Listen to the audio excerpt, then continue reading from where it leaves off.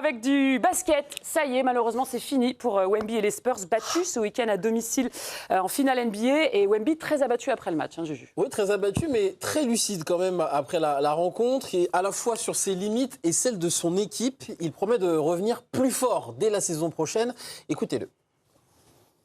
C'est la plus grande leçon de ma vie, sans comparaison avec ce que j'ai déjà pu vivre. C'est le plus grand moment d'apprentissage.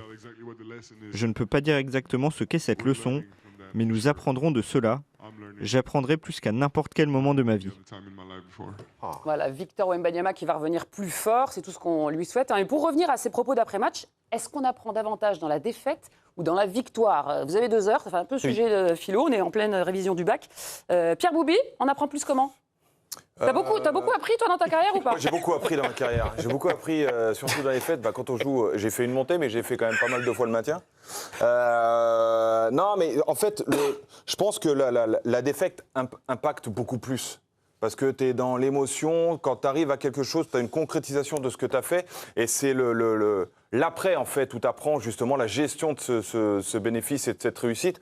Mais l'échec, tu prends un coup de pelle derrière la nuque, en fait, c'est sûr que tu t'en rappelles. Donc évidemment, je pense que tu apprends beaucoup plus dans la défaite, mais c'est vraiment un fil où tu tombes soit d'un côté, soit de l'autre. C'est-à-dire que soit tu t'effondres et là tu remets tout en question et tu manques d'analyse pour savoir comment avancer.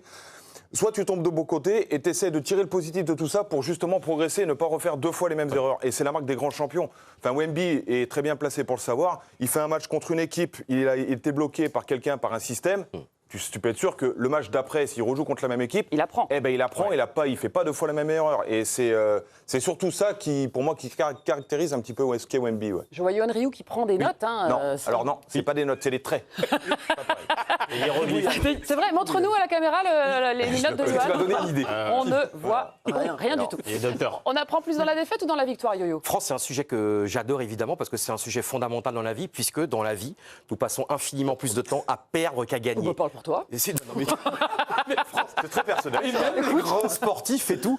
Et c'est dans la défaite, évidemment, que se révèlent les âmes. Un exemple concret, on en parlera un petit peu plus tout à l'heure, mais là, on a un exemple qui a eu ce week-end, c'est Paul Sexas. C'est un jeune. Ah, on en parlera tout à l'heure. Voilà, mais c'est important de dire.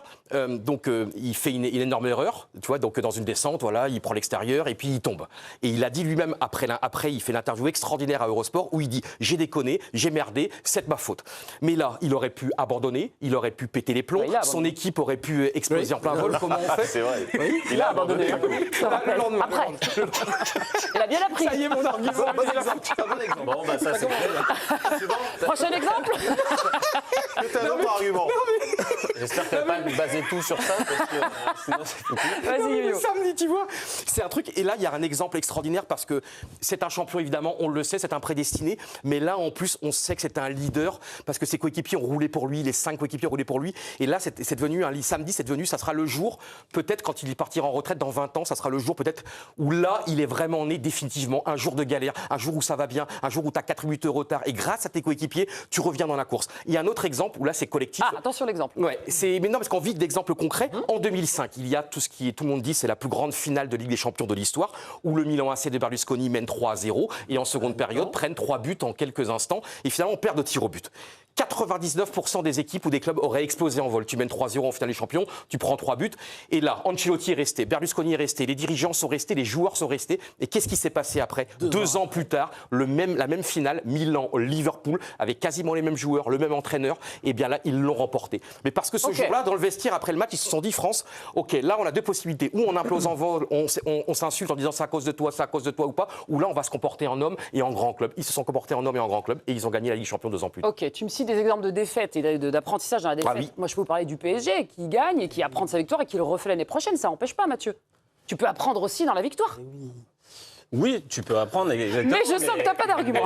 Si, mais moi, j'ai pas d'argument en ta faveur. Moi, je suis mes collègues.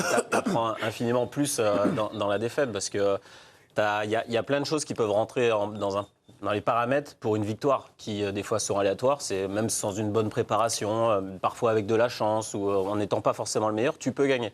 Par contre, les défaites, ça met en évidence tes faiblesses. Une remise en question en permanence.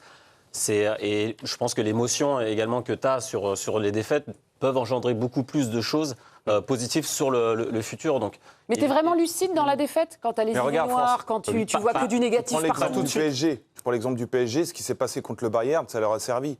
Enfin, c'est plus le PSG d'il y a 5-6 ans. On est vraiment passé sur un autre sujet. Et l'évolution du club fait qu'en fait, il s'est inspiré de ce qui ne marchait pas et les failles en fait de leur système pour justement devenir ce qu'ils sont maintenant. Et après, quand tu parles de la réussite du back-to-back, je pense que c'est justement là qu'il faut mesurer ce qu'ils font. C'est la difficulté d'enchaîner et la méthode en fait d'une année n'est pas forcément celle de la deuxième. C'est pour ça que il faut jamais négliger ce qu'est en train de faire le PSG sur la deuxième année parce qu'ils sont dans l'innovation la plus totale et tu rebondis.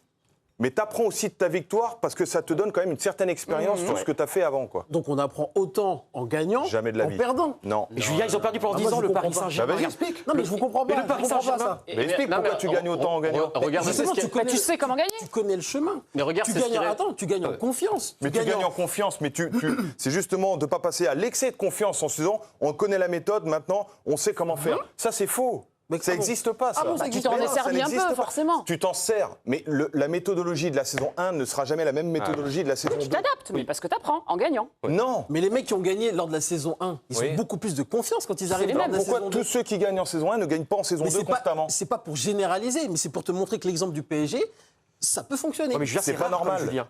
C'est pas normal ce qu'ils font. C'est comme le Real 3 fois d'affilée. Non mais faut Non, mais arrêter de croire que c'est une aussi balade. au niveau émotionnel. Quand tu vois Bien justement l'échec qu'il y a eu, on parle de Paris, et année après année, tu vois ce qu'a ressenti Marquinhos, tu peux lui demander, je pense que tu peux lui demander, une fois qu'ils ont gagné, ça a été la plus grande émotion de sa vie. Et il y a même la deuxième ne peut pas concurrencer ça. C'était parce que justement, il est passé par plein d'étapes, plein d'échecs qui ont mené à cette émotion-là. Donc c'est surtout ça qui va décupler. Wemby, là, forcément, il va toute l'année prochaine, il va avoir ça en lui. Si jamais il a le bonheur de le gagner plus tard, il va repenser à tout ça. Et l'émotion qu'il va ressentir au moment de la victoire, elle sera justement décuplée par rapport à s'il l'avait gagné. Justement, tu parles de Wemby. Ouais. Tu as été déçu, toi, de ces finales de manière globale. Moi, j'ai l'impression qu'il est un petit peu passé à côté de cette finale NBA. Avant, j'avais l'impression qu'il trouvait la solution à chaque problème. Là, New York a réussi à l'embêter sur le plan défensif, à l'embêter sur le plan offensif. Et j'ai pas reconnu Wemby sur la plupart des 5 matchs qu'il a pu disputer en finale NBA. Ouais, quand même. En fait, tout est une question de référentiel. Par rapport, si on a une image un peu plus large, c'est difficile d'être déçu parce que, encore une fois, il a que 22 ans. Et ils n'étaient pas programmés pour il être là. découvre ça, ils n'étaient pas D'accord. programmés. Donc, honnêtement, on va pas être déçu. Après, si on veut vraiment être lucide sur lui, parce que là où il veut aller, à la table à laquelle il veut s'asseoir, des très grands, bah voilà, on voit qu'il a peut-être encore des limites, il les a montrées, et qu'il va falloir qu'il bosse là-dessus. Il n'a pas été le joueur qu'on attendait sur les moments Clés, les moments chauds. Ouais. tel que l'a été son vis-à-vis Bronson, par exemple, qui lui, sur ce moment clé, était là en disant on ne trouve pas les solutions, allez les gars, venez sur mes épaules, je prends les choses en main et je vous claque 40 points. Ouais. C'est ce qu'on attendait de Wemby, il n'a pas réussi à trouver les solutions. Donc c'est décevant. Non, mais encore une fois, décevant si... comme j'ai dit, si on veut avoir la perspective là où il veut aller, il veut être à l'échelle des grands, là c'est décevant.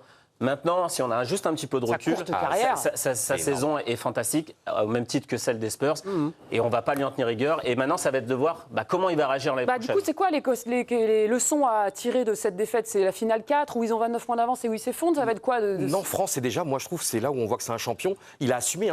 Après chaque défaite, c'était j'ai pas été bon, j'ai merdé. C'est que ça avant-hier. C'est comme Hamilton, parce qu'Hamilton ce week-end, c'est un an en Formule 1 avec Ferrari où ça a été la galère, où ça a été plein de défaites. Et c'est ça encore pour revenir à notre sujet. Pourquoi Hamilton là, il a gagné? Mais parce que pendant un an, quand ça n'allait pas, quand il y avait des catastrophes, il n'arrêtait pas de dire les gars, écoutez-moi, j'ai été champion. Voilà, suivez-moi sur ce chemin-là. Il n'a pas commencé à insulter ses mécaniciens, à insulter les ingénieurs, mais il a dit prenez tel homme. Donc on parle plus de Wemby là du coup là. Non, mais c'est pour toujours sur le. Oui, mais j'ai bien compris. Attends, T'as parce parlé que de tu vas Wemby parler de une Sexas seconde, après. on est parti sur Sexas et après Non, mais Hamilton. c'est toujours pareil sur les gagnants. Non, et pour moi, c'est un champion absolu parce que pas une seule fois il a dit c'est à cause d'un tel, c'est à cause d'un tel. Il a dit c'est à cause de moi. Il se cache C'est moi jamais. qui a déconné. Il se Non, mais cache c'est rare rare les champions, parce que même moi, quand je foire une émission, eh ben, c'est dur de se Non, dire. dans ça la t'arrive glace- pas, Yo-Yo, jamais. Et quand je rate, non mais souvent dans notre pauvre et misérable vie, c'est dur de se dire, de se Misérable, regarder dans la glace en disant misérable. j'ai foiré, j'ai déconné, excusez-moi, c'est de ma faute. Et on doit prendre exemple de ces champions, je trouve. Eh ben, on lui souhaite en tout cas une bonne intersaison. Il va faire du rugby, c'est ça, il a dit, Wendy, pour. Ah oui. Je crois, comme il avait fait les moines Shaolin l'été dernier. Ah Bon, oui. en tout cas, on va le suivre, on espère Attention qu'il. le rugby à 7. Ouais. Je vous le dis.